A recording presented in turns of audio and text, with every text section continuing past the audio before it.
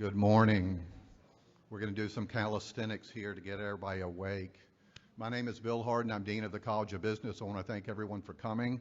I would like to thank our sponsors, the Office to Advance Women, Equity, and Diversity, our GLAM department here, of which Dr. Hiller is a member, our FIU Division of Diversity, Equity, and Inclusion, and Talent Solutions, who is our sponsor for our reception after this.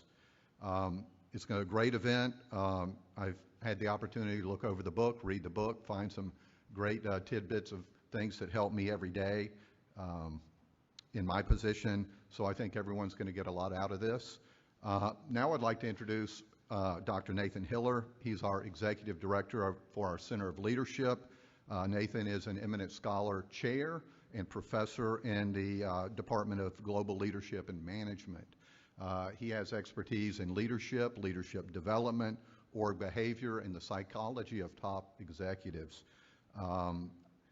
Great person to have on faculty here at FIU, globally recognized, helps the center become even more recognized nationally, and also focus on leadership and what it takes to move the world forward in a positive way. So I'm going to turn it over to Nathan. Thanks.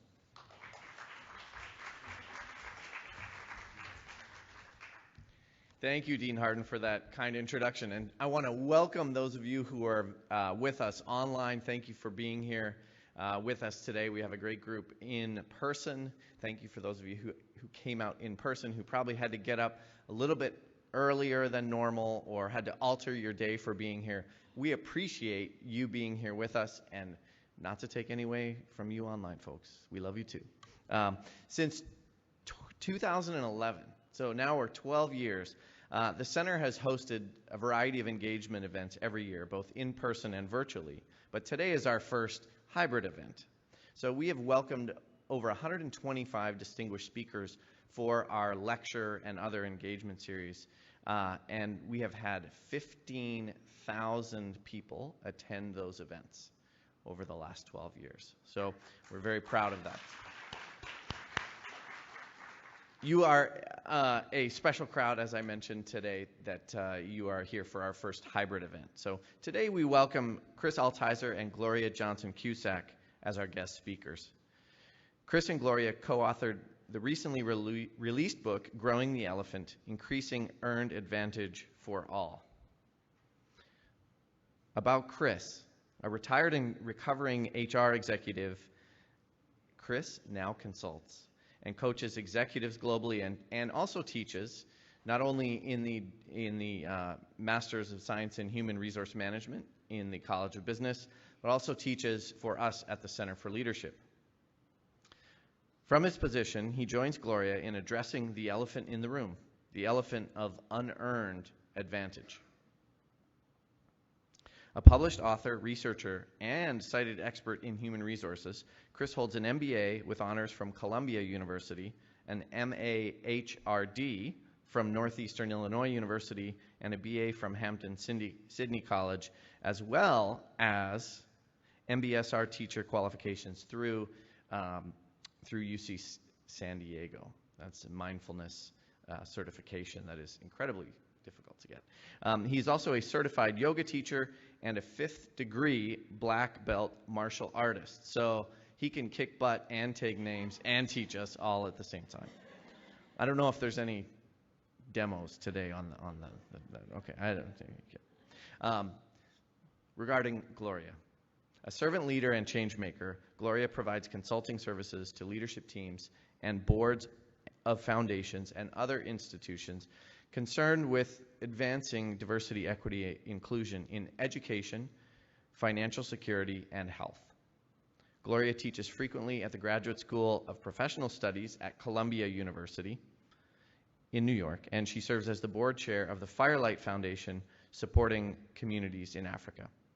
She has been an executive in philanthropy, government, academia, business, and nonprofit sectors.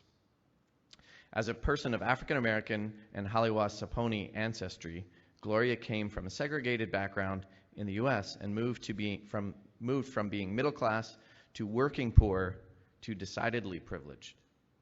She uses her lived experiences to build bridges. Gloria holds graduate and undergraduate degrees from American University and Columbia University. Please welcome Chris and Gloria. Thank you for being here with us.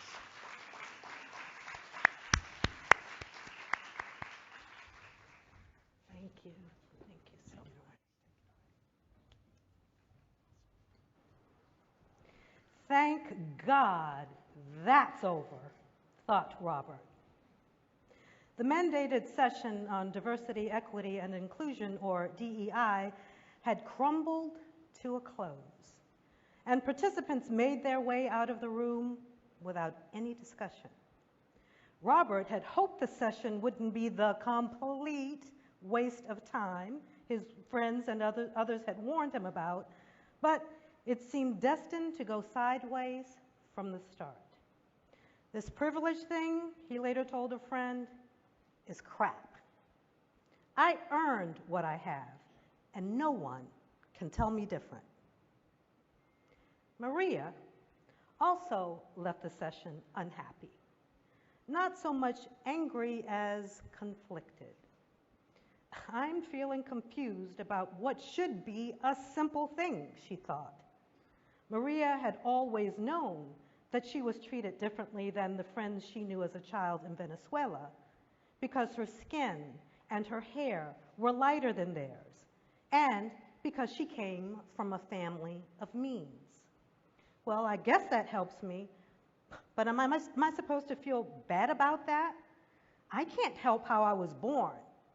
Now, if I were born a brother instead of a sister, I'd be doing even better.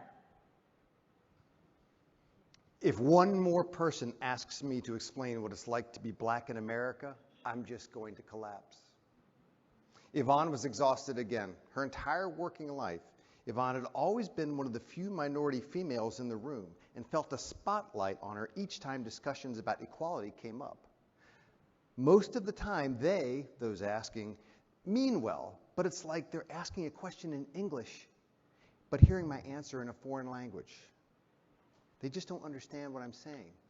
And Alvin was familiar with the concepts and terms used in the program and with some of the reactions of people in it. We studied issues of race, history, and social justice at school, but at school it seemed easier to talk about it and to be more of who we are. In the business world, it's harder to be who I am, and since this COVID thing, people seem to be avoiding me.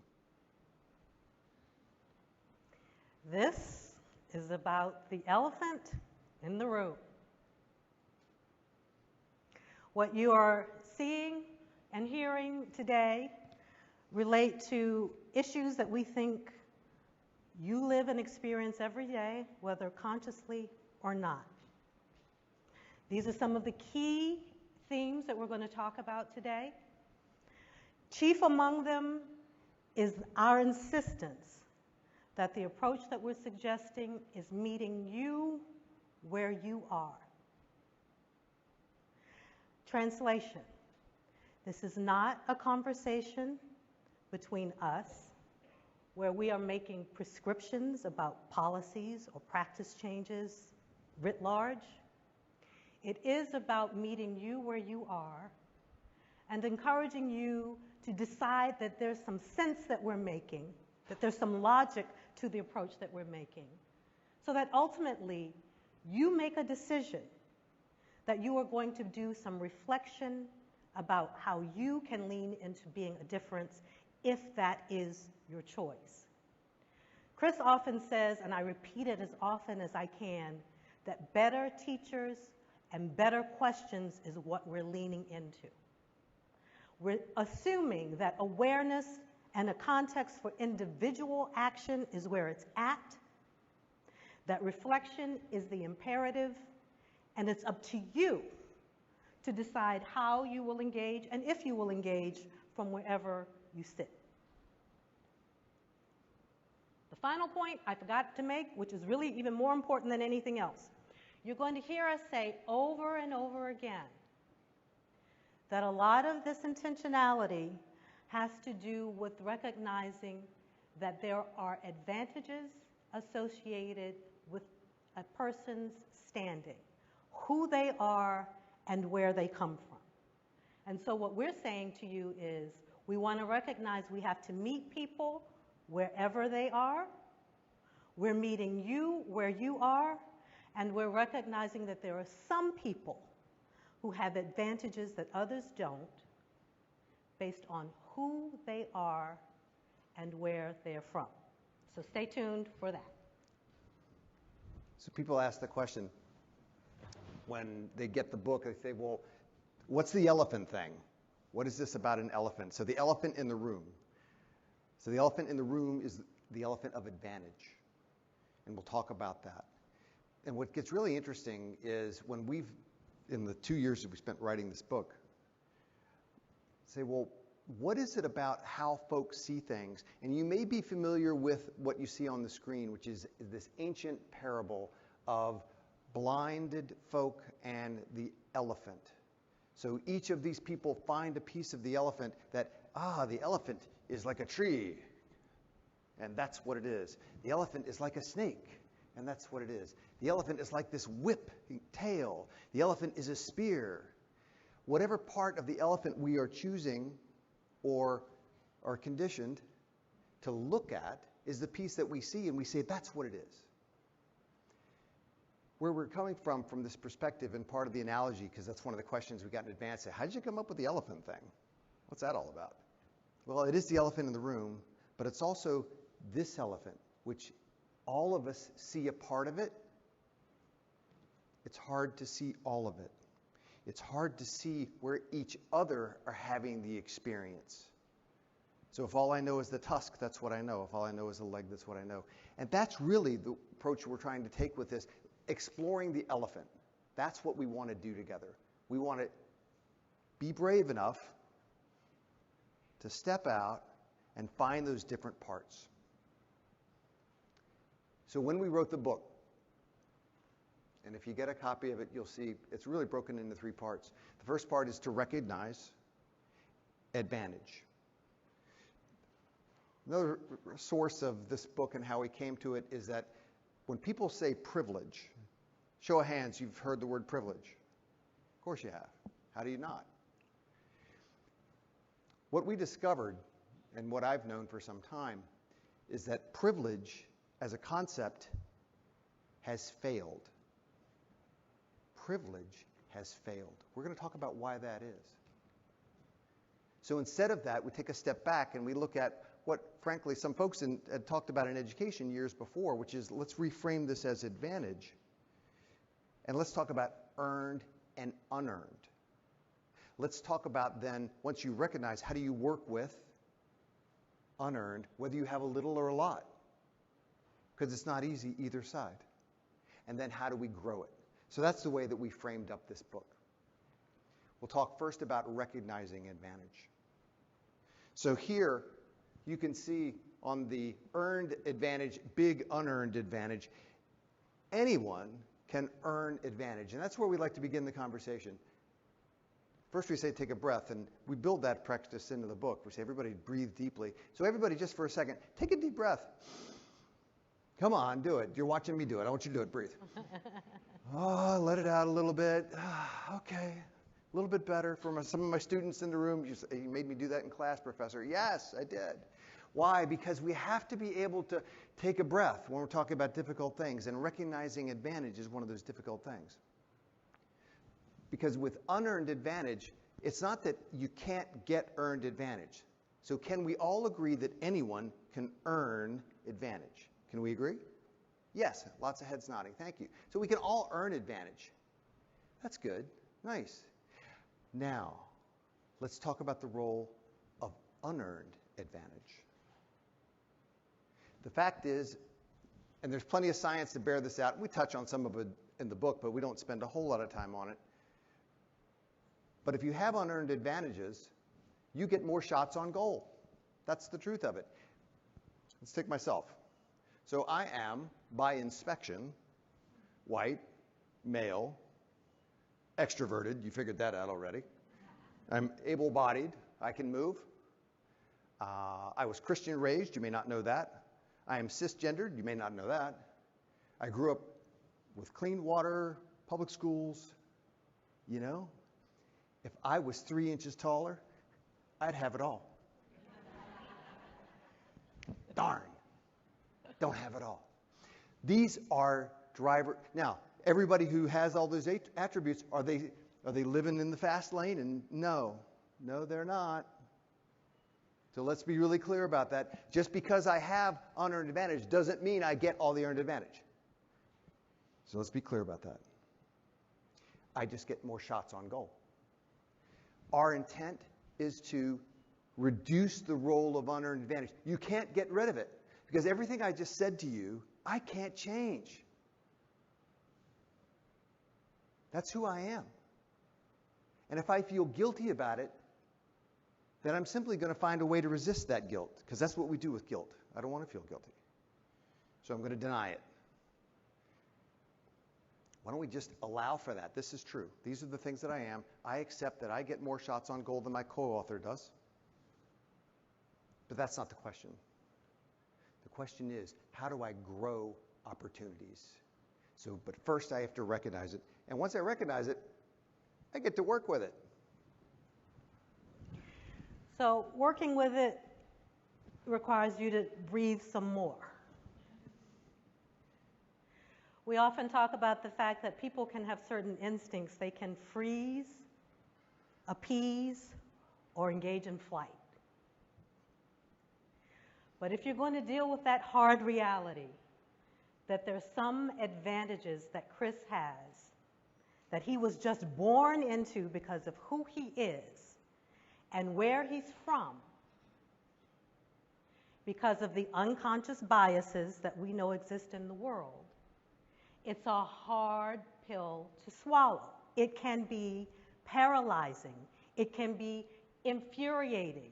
It can be frustrating, no matter who you are. If you are a person with that unearned advantage, and if you are the person who is seeking to have more shots at the goal, and you believe that there's more that we can do together to create more opportunity for everyone. So the elephant in the room is that unearned advantage exists as a starting point. We're not calling it privilege, because let me tell you, I've been doing this work as a leader in all these sectors for more than 30 years. Using that word privilege requires us to spend a whole lot of time settling folks down. And so we I think smartly came up with a way to jumpstart the conversation so we don't have people fighting us from the beginning of the conversation. We believe very strongly that every one of us has the ability to grow in our ability and understanding. And the only way that we're able to grow, including grow as individuals and including growing opportunity for all, no matter where we come from or who we are, is to deal with this thing right here. Mindset. It is the make or break of everything. If I had one word to associate with this, it would be belief. Having a belief that our mindsets can be developed to be different, and that therefore our understanding and our actions can be different. So what does that mean? If you look on the left side, we make a distinction between having a growth mindset, what we call a growth advantage mindset, and a fixed advantage mindset. We want to move all of us as people of goodwill from the right side of that ledger as much as we can to the left side. The growth advantage mindset allows us to have a belief that I, as an individual, no matter how smart, how well credentialed, how successful I've been in my own way, can learn. I have things to learn. Even though my behaviors and mindsets through the years may have rewarded me in certain ways, there's more growth, there's more for me to learn because I am learning from others. The growth advantage mindset also hinges on this notion that uncomfortable is okay. I like to say that in many instances, it's sort of analogous to what we experience in any other relationship that is meaningful. It can be a partner, it can be a family member, and it is also true in the workplace. If there is only harmony, if there is only agreement, if there is no difference of perspectives or conflict around those perspectives, it usually means that somebody's shutting down.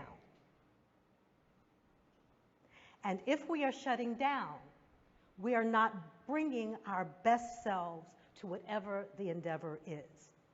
So the corollary for the fixed advantage mindset is pretty straightforward. Another important point. If this slide were to have one word at the top, it would be hashtag don't be arrogant. Or the positive way of saying it is humility. A person with a growth advantage mindset starts with the understanding that we all have unconscious bias. There's lots of research out there, probably most of you, lots of heads are nodding. You are aware that it is a scientific fact that we have evolved as human beings to have certain kinds of biases with all kinds of biological and cultural reasons for our own survival. Those unconscious biases never go away. We are hardwired as human beings to make snap judgments, to formulate certain assumptions in order to live every day. So it's not a matter of us disempowering ourselves from this notion of unconscious bias. It's like Chris said, it's just sort of starting with being real and saying, yeah, it's a thing. Just like unearned advantage is a thing. Now, how together can we move along? Now, I have to say, as the person that I present to you today, you heard my bio. I'm saying this looking up at the ceiling so I don't, piss a certain person off, because this is for everybody. For those of us who have been underrepresented, who don't have unearned advantage, this holds for us too. We have unconscious bias. We often can have belief, to that other slide, that, well, I can change, but those folks just ain't going to change. I've heard it said over and over again, we're just going to have to wait for that whole generation to die, before we can get to a better place where there is more earned advantage for all. Well, that's not a growth mindset.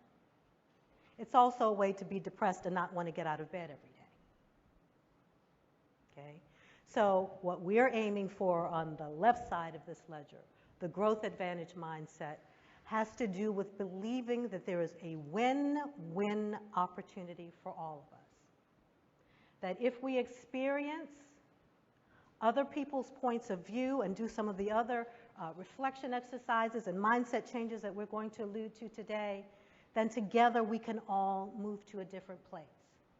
And the final point I'll make about this, as a person who has operated in the realm that I have, is that it's important for all of us to notice that we don't have to wait for everybody to come to a certain way of thinking before there can be change. Chris and I hope that by the time we leave today, you'll walk away believing that there's something that everybody can do, no matter who they are or where they sit. Chris, this is you. So the idea of working with, this is hard. So if you have a lot of unearned advantage, I really don't want to hear about it. Thank you very much. I don't need the guilt trip, and I don't need that, so I'm just gonna, nope. So that's, I don't want to hear about it. And if I have less, I am incensed and exhausted by that reality every single day. That's why no one's ever wanted to talk about why privilege doesn't work anymore, because you all over here, you're the oppressed, and you over here are the oppressors, and over here you can't earn anything without the state's help, and you've built what you have based on the bones of slavery and expropriation of land. Now, let's have a class. No. The class probably doesn't get going. I have to find a way to talk about this notion, to work with it. So Gloria's just giving you a framework from Carol Dweck of the growth mindset. What we found, and what I found as personally, I say we together and then me as well, is that for folks who've got a fixed mindset about their own experiences, it's very real. This is my lived experience. How many of you have used the phrase lived experience in the last week? Nobody? Okay, thank you. That's my lived experience is, because we share what our actual lived experience is. How you learn, that's your lived experience. That's what's real. This is what happened to me. The challenge with lived experience as one's sole framework is that it's limited. It has a fixed advantage mindset.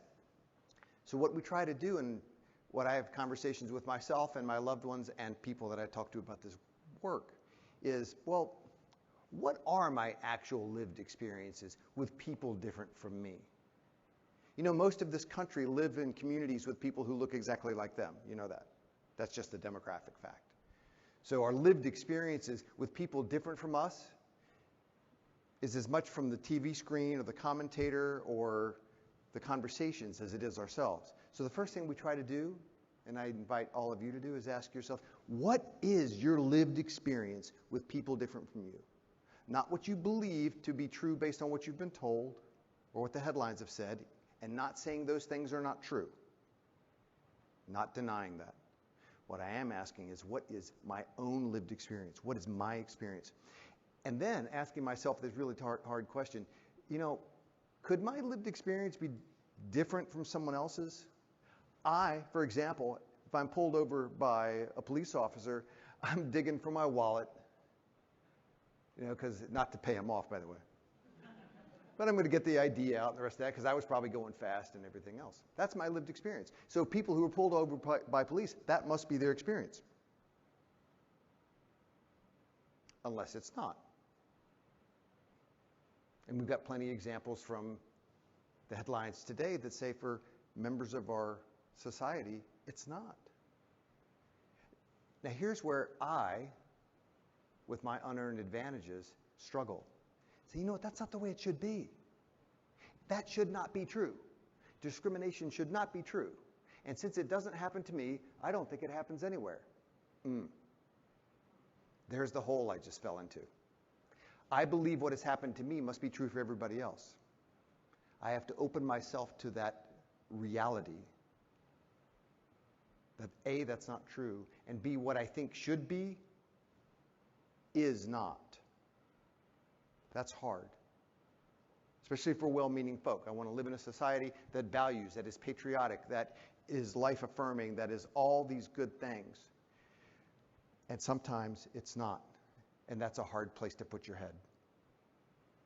But I have to be able to do that. That gets that last point. Can I be with the complexity that comes from these realities? That I can have an experience in the exact same situation as Gloria, the exact same situation, and my experience is statistically going to be different. Now I can say, I don't think that's right, I don't think that's fair, and no, those things are true. But if I begin to say, and I don't think it's true, now I've begun to make sure that I'm comfortable. So when we talk about, we don't use the word mindfulness in this book, part of the introduction. Yes, I do teach meditation and yoga and karate.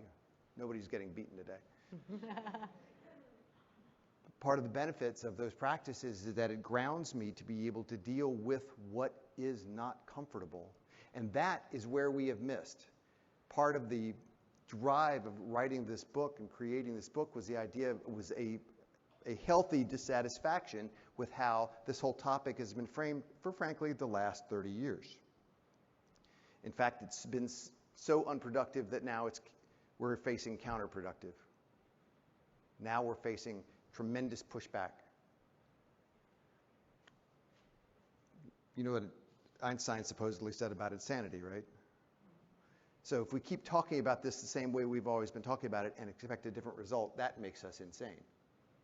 So let's be sane, let's talk about it differently, but let's start inside. Systems, we can talk about systems. We don't talk about systems in the book. We talk about individuals, because systems are made up of individuals. So that's where we actually start with that. So we've recognized advantage, earned and unearned. We've grappled with, and by the way, you can't do this book in 45 minutes. That won't happen. And the folks who have been buying it and reading it, the feedback I'm getting is that, well, I wanted to read it in the weekend, Chris, and that didn't happen. Thanks a lot. Because the questions, and that's what you'd find in the book, is that we make very few statements. We ask a whole lot of questions, which to Gloria's point, the foundation of this book is that we do believe that each of us are our own better teacher. So it's not for us to sit here and tell you how it should be. That's kind of what hasn't worked. And it's not for us to give you a better case with better facts. There's plenty of that. What we believe, it's time to ask better questions and beginning. So once you recognize it and once you begin to grapple with it and work with it, the opportunity presents itself to grow, earn advantage for all, beginning with ourselves. So in this program, Leading Well, we're going to take you through a couple practices and then we're going to go to Q&A. The first of those is dimensions of power. So we do deep dives on many things. We've isolated these three that we're going to talk about now, just to give you a flavor for what we think are some fundamentals. We believe that it is impossible to have a conversation about expanding opportunity for all, no matter who we are or where we come from, without talking about power. We certainly cannot talk about creating more equitable outcomes in education, health, environment, or whatever it is we care about, without considering power and the necessity for there to be shifts in the way that we use power to expand opportunity for all. On this one slide, I have done 4-hour sessions with foundation leaders and board members.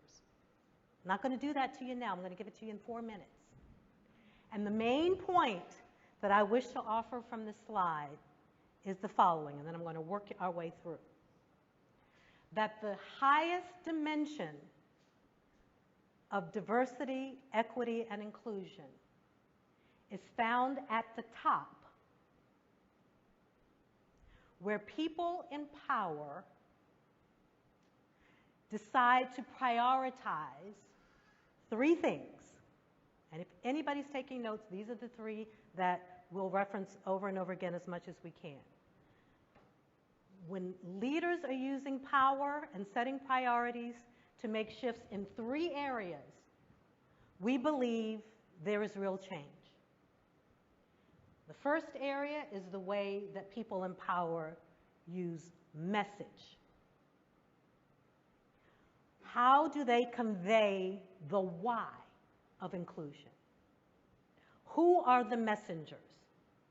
Are the messengers the people only at the lowest level saying this is important? Or are the messengers the people at the highest level who set the tone, who send a signal about what matters among all of the other things that matter in the world? So if the president of FIU says, we care about belonging, and we're going to do what we can to create an environment where that happens, how much you want to bet that the deans and all of the administrators are thinking more about that than if that president was not articulating that as a goal? So message. The second priority that we believe matters a whole lot, won't surprise you, it's money. Are people in power deciding to allocate money financial resources to support the goals that we articulate. And then the third, my favorite, people. Are we giving responsibility and accountability to the people in power who control the message and the money? Are we giving those people the resources and are we holding them accountable for doing what they can to have different outcomes? That's the highest manifestation. So this is about leading. Our wish is that every leader, wherever they sit, is asking themselves this question: how do I shift the way that I message, the way that I allocate money, and the way that I resource people to these goals that we're talking about?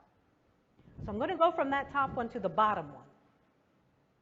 The bottom one makes me very sad. It's the tiniest part of the pyramid. It makes me sad because it's about representation. It makes me sad because for most of us, in any organization that says we are advancing diversity, equity, inclusion, that we are expanding opportunities for all, we start and end with representation. We're going to have more bodies, more people of different identities engaged, either in the leadership team, in the people team, among the partners that we work with, sometimes even for the customers that we're serving. We're just going to have more diversity. And we think that by having that diversity, that gets us to the top of that pyramid. It doesn't. It's a starting place, because by having more diversity of perspectives and lived experiences, all of the research tells us that we get better outcomes. How many of you have heard the research that says a well-managed organization that is homogeneous does less well than a diverse team that's not so well managed? In other words, the diversity is a strength unto itself because you have perspectives that allow the team to problem solve, to issue spot, to ask questions that otherwise would not get answered. Why? Because of what Chris said. Because we're mostly coming from our own perspectives, our own lived experiences. So then that gets us to the middle part, which is let's start with having more diversity of bodies, of people with all kinds of different experiences, identities, perspectives. And let's see if the mindset that we've talked about can influence the decision making so that the perspectives are shared. Even if the people in power who control the money and the resources and the people are not in the room, can we have a diversity of perspectives that's going to help us achieve the goals that we want? Footnote, FIU. You don't need to have a completely diverse universe to move. You don't have to wait until you have total diversity of perspectives and people before we can move. It just takes each of us as individuals deciding how we can move with intentionality from where we sit to achieve more opportunity for all. Otherwise, we're paralyzed. It's not a good look. It's not a good feel. Okay? And that's about diversity at the bottom, inclusion, and as I've mentioned before, ultimately, it's the choices that we make as individuals and also people in power that allows us to have change at scale. And as leaders, of course, that's what we're always talking about. All right? You're up. So we're going to move really quickly just to point out the self on others awareness that we talk about in the book, which is one of the tools, and it's another one of those that you can spend 4 hours doing, but I want to get the benefit of the doubt. But the idea about self on others awareness, we talk a lot in the book about awareness. Because for leaders to grow earned advantage for all, and when I say all, I mean the people for whom you have the opportunity to do that, which is everyone in your environment. So it's, to Gloria's point, if I wait until I can influence society, I'll be waiting a long time. But if I'm thinking about, well, who can I influence today? That's what we're talking about. What can I do? And awareness helps. Self-awareness, which is me, my behavior. Other awareness, which is how that person is responding to me. So I'm paying attention to myself when I teach mindfulness-based stress reduction. I talk a lot about, well, what's happening with you? Do you know? Are you plugged in? Are you self-aware? Are you other-aware? Are you plugged into what is happening with that other person? As a leader, that is so essential. Because if I'm just focused on me and my message and not you and all of you, who you are, where you're from. If I am, then I have the opportunity for self-on-other awareness, which is that in-the-moment ability to be able to respond to what's happening with you instead of the typical responses that if I'm not getting across to you, it must be because I should shout louder. Let me slow down for you. Yeah, that always works. Self-on-other awareness is my ability to adjust in the moment with what you're experiencing so that I can be more effective. So that is a quick summary of what that process is. And that introduces one of the practices that we talk about in the book, which is compassion. Compassion. Who's heard the word compassion? Of course you have. It's a really interesting dynamic because there's sympathy, which is I feel bad for what's happening to you even if I don't understand it. There's empathy, which is that I feel bad for you and I understand. I've been in your shoes, I get it. But did you know that there's research that shows that empathetic people are no more likely to act than non-empathetic people? Wait, say that again. Just because you have empathy, apparently, doesn't mean you're more inclined to act. I feel bad for that situation, but there's nothing I can do about it. That's where compassion comes in. Compassion is empathy with the intent to act. We spend a fair amount of time on that in the book. But I want to shift now to the benefit of the doubt. And I'm going to be even faster because we want to make sure we leave enough time to answer questions that we've been getting online that we got before and for you in the room. So, again, I could do this for 4 hours. I'm not going to do that to you. I'm going to give it to you in 4 minutes. Oops. This is about giving folks the benefit of the doubt. That's our definition. Trust without verifying, belief without proof, taking risk. If I had one word that was a theme for this, it would be performance. Why would we give people the benefit of the doubt? If we are in a team environment where we have to assign responsibility, decide whether people are going to get promoted, it's important to give people the benefit of the doubt because it's a means to being innovative, to being problem solvers, to accelerating our performance. Because if we don't give people the benefit of the doubt and say, well, maybe they are capable of doing this task, or maybe they are capable of coming up with a new solution to this challenge that we've got. Maybe I should have a conversation with that person to investigate whether that's possible. Then what it means is that we've got the status quo. And guess what? The Gloria and Chris show is not about the status quo. We're all about change. We believe you're all about change, creating more opportunity for all.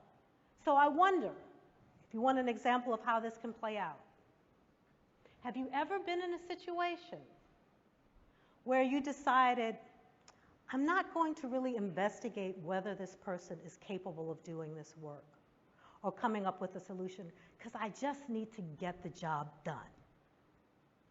I just got to move fast. Have you ever been in a situation where you had to do some hiring and you decided to go with the one or two people that are already in your universe that, oh, by the way, are a lot like you, which is why they're in your universe? Instead of pausing and saying, what if I took just a little bit more time and did outreach to see if I can find someone else who could not only I believe could do the job, but bring some additional perspectives that are going to make us more innovative, higher performers, better problem solvers. Chris and I believe with every beat of our hearts that from a moral perspective, an ethical perspective, creating inclusive environments is the right thing to do. We also believe that if that's not your thing, if you're not digging it, if that's not a big passion for you, helping to achieve equity and all of that stuff, consider what we're saying because you want to be more innovative. You want to be better problem solvers. You want to perform better. You want to accelerate your career. Because if that is your goal, inclusiveness can get you there. If that is your goal, having an open mind to be able to give people the benefit of the doubt and at least ask the question is a way to go farther, faster. So to summarize, stay up. Time to go to Stay up. Q&A. Our approach in this book and hopefully in this conversation is to meet people where they are and for you to do that. We believe people are their own better teachers, so let's give them better questions. And awareness and a context of intentional action. Thank you so much. Thank you so much, Gloria, and thank you, Chris. Really appreciate it. I hope you are inspired, challenged, and everything in between. I know that I am. And thank you to those of us who joined us online. I want to give a shout out to TTG Talent Solutions, who has been an awesome partner in sponsoring the reception, not for the online folks. We haven't found a way to teleport food yet, but for those of you who are here in person, please join us in the lobby for a reception, and Gloria and Chris will be there as well to sign the book that you might have or have any follow-up conversations. But again, on behalf of the Center for Leadership and Florida International University more broadly, thank you for being here with us today, and I want to give one more round of applause to Gloria and Chris. Thank you for being here with us.